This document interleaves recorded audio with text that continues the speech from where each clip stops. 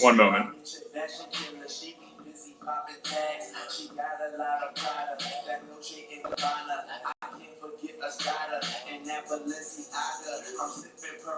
Oh my gosh. All right, 1 second.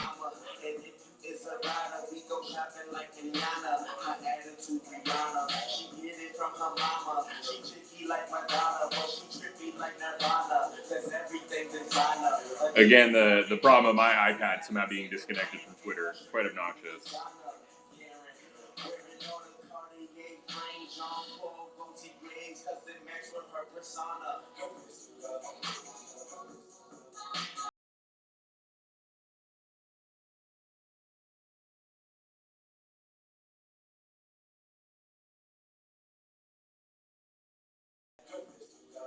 Alexa, pause. Sorry, I don't know that one. Anyway, thank you guys. Appreciate you all being here. I really should have gotten that set up. My hair has been just on point today. On point for like a week now. It's just been killing it. It was a little too short on the sides, and now it's been killing the game. So that said, I just got done reading Molly Hemingway and Carrie Severino's fabulous new book, The Justice on Trial, about the Kavanaugh hearings.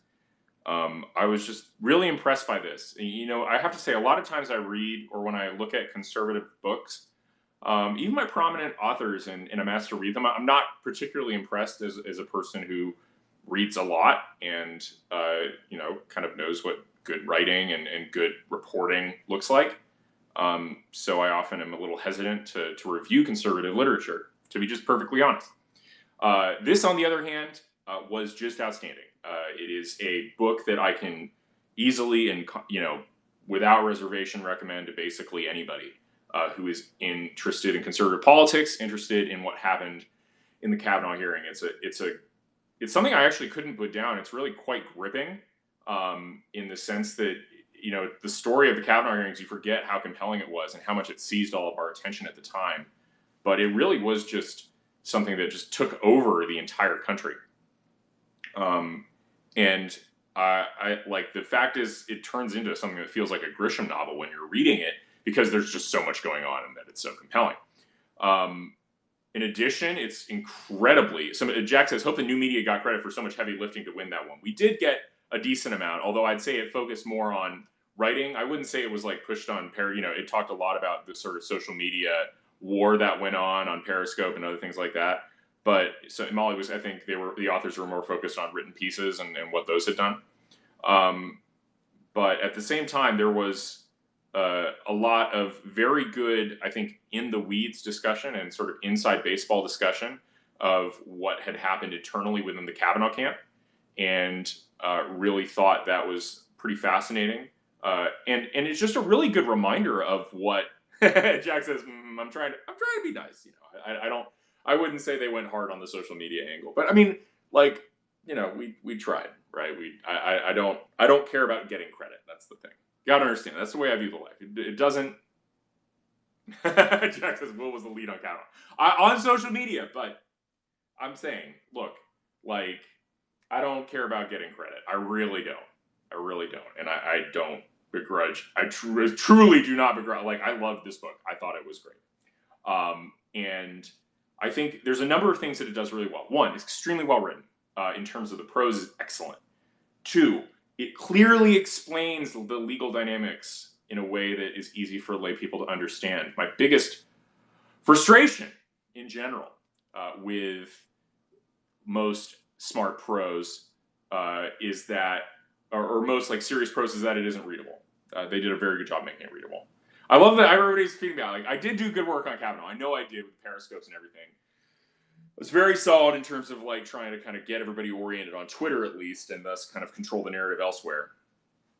But yeah, I did well. Yes, we are friends. It's fine. It's fine. And it was a reminder of just how bad the Democrats are. Like, I kind of forgot about how much I hated, or sorry, not hated, but how frustrating the Democrats became. No one took me seriously. It's true. It's true. That was like that was one of the first big pushes in terms of growing my own platform, right? Like I think I picked up something like 5,000 followers from like 15 to 22 or so, which is not trivial. You know, that was the first really big push that I got. And remember, like most of these carpe, most of the people who were the antagonists in that drama. Think of people like Cory Booker, Kamala Harris, other people like Elizabeth Warren, Amy Klobuchar. These people are running for president and are taken seriously. Like Kamala Harris is supposed to be a serious presidential candidate. Kamala Harris behaved contemptibly during Kavanaugh. She was one of the worst offenders in terms of being just completely obnoxious, unfair, and ridiculous. And yet she's still running.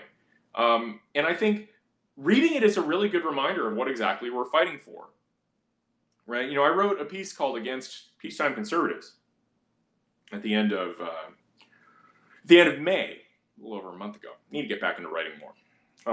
But that piece, why is wartime conservative? Why was that such a thing? And the answer is that once you saw what happened with the behavior of the Democrats during the Kavanaugh hearings, it became obvious to everybody that this wasn't a peacetime environment anymore. That what they were willing to do, they were willing to do anything. They were willing to slander guys as gang rapists. They were willing to treat Avenant Julie Swetnick's allegations as credible. They were willing to do so much. And there was so much else that the book reminded me of. The fact that, as Jack says, Kavanaugh brought so many people off the fence and into the fight. It really did change everything in terms of the conservative movement. And it changed, I think, a lot of people's opinions of, say, the new right. I think in some ways that was the time that everybody sort of understood what we were doing and why, you know, and why we were so aggressive and why we were taking the fight to the enemy. And I thought that was what Carpe is here. This is hard, guys. You're killing me. You're killing me. I need to stop reading your guys' comments. No joining, guys. Sorry, I'm not taking, you know, I do that just in case, like, a friend that I know personally wants to join, but that is not an open invitation to do talk. When I do talk radio scopes, I let you guys know. Just so you guys are clear. The problem is that you can't switch that on in the middle of the scope. It's really quite annoying. It's dumb Periscope functionality. Tom says, maybe you should get better in improv. Maybe I should get better in improv. Maybe I should go to an improv thing and learn how to do improv in about an hour and a half. Tom. Is that okay? Is that acceptable improv where I do like weird voices? Anyway, sorry, distracted. Got off topic. You're annoying me.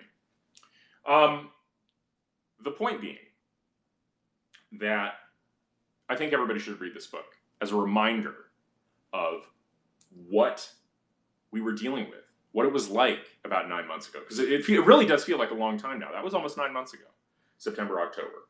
Maybe a little more even, 9 or 10 months ago, and how hectic it was. And the other interesting thing, and this became obvious, you know, once through reading it and then reading about Brian Fallon's response. So Brian Fallon is the founder, he was Hillary Clinton's former spokesperson, and now he's the founder of this organization, Demand Justice, or We Demand Justice, which is essentially a liberal courts-oriented organization. And Fallon, after Molly Hemingway's book, and Molly Hemingway and Carrie Severino's book came out, said that, well, there are much better journalists doing a much better book that would come out soon. You know, and you're like, why are you talking about this, Brian? Why do you care? And then it became and then after reading through the book, and especially the footnotes, something became clear. The reason that Molly and Carrie took on this job, I mean, and think about how quickly this happened, right? They were like, because just to give you guys like an insight, like Molly asked me to coffee, I think in January of this year.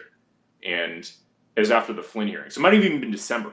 We didn't finally get that coffee until June. The reason we didn't is because Molly, almost very shortly after asking me to get coffee, so we just get to know each other in terms of like other, you know, good people in the space, got tasked with this book. And so her energy just went, she just like dropped everything to write this book. Why were they on such a tight time schedule? Why were she and Carrie just like aggressively trying to put out this book, which is excellent, by the way. Again, very thoroughly researched, thoroughly well written. Like this, clearly a lot of time went into this. Why did they do that? Because libs are writing books too, and Molly and Carrie got there first. And Molly and Carrie have gotten there first with a definitive book that is fair and even-handed and well-researched. They've gotten there first, and they've gotten a #1 bestseller out of it. So now when the Democrats come out with their book, nada, right? Sorry. No can do, no help.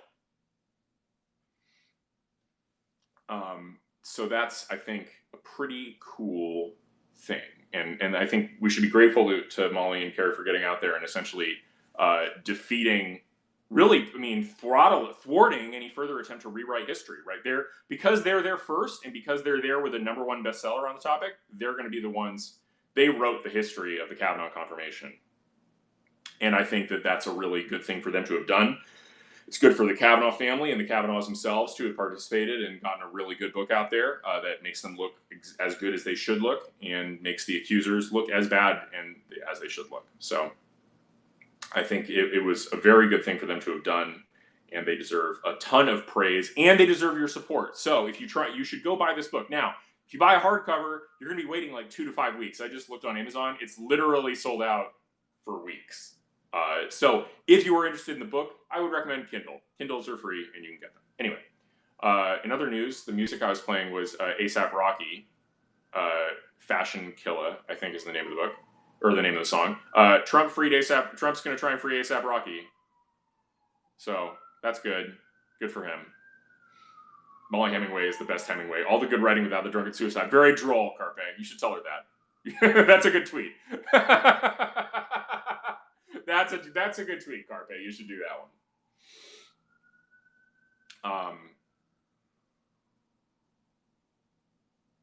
Yeah, very droll.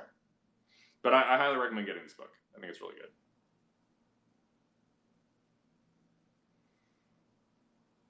Yeah, I'm back. Pat asks, Will, what do you think the GOP could have done better during Kavanaugh? Anything? Challenging.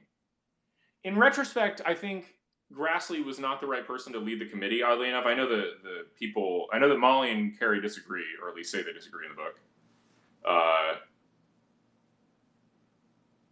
And yeah, no, it's I think, but even so, like, I think Chuck Grassley was probably not the right person to be the chairman of the Judiciary Committee for that fight. I think it should have been somebody who was a little tougher, because ultimately Chuck really did let people roll him, I think. Jeff Flake is awful. You're reminded of like how bad Jeff Flake was. Jeff Flake was so bad during Kavanaugh. He was the worst person on the planet. The worst. So that's a real thing. Why don't they make propaganda illegal? Good question. Probably the First Amendment is the answer to that. Grassley, yeah, I mean, yeah, Grassley he just wasn't up for it. I mean, he's a nice guy, and I think he's done a lot of good work. He wasn't the right person for this, right? He wasn't the right person for like this no-holds-barred brawl that the Democrats wanted to launch against Kavanaugh. And going forward, that's a thing. Hold on, I got people DMing me.